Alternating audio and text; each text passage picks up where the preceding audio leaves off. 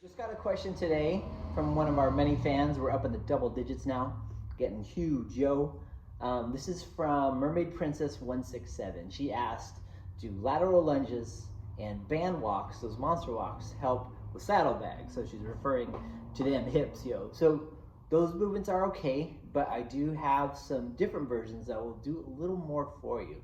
Those movements are somewhat partial ranges of motion, and they don't really involve the core and feet. And I know that sounds kind of woo-woo and crazy, but once you can involve the feet and lower core, we have more power production, bigger ranges of motion, which means more intensity, better muscle activation. It means eliminating those saddlebags. Okay, so let's jump into the movement, show it, we'll talk about it, and I'll help you out.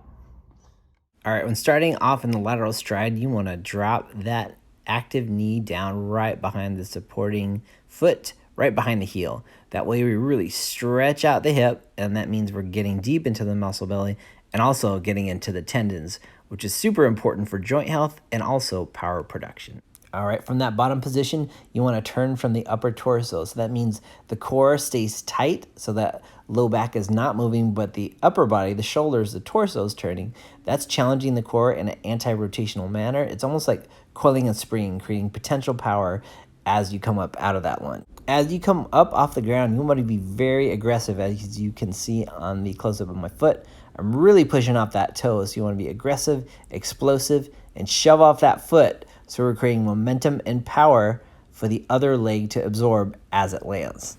All right, so once you have all those components down, you want to think of these almost like mini jumps, right? So I'm pushing really hard off the ground. I'm relaxing in the transition. I'm catching it on the end with the other foot, absorbing that force in an elastic manner, and reuse that force and start the movement all over again. It ups the intensity, gives you greater range of motion, and just better results.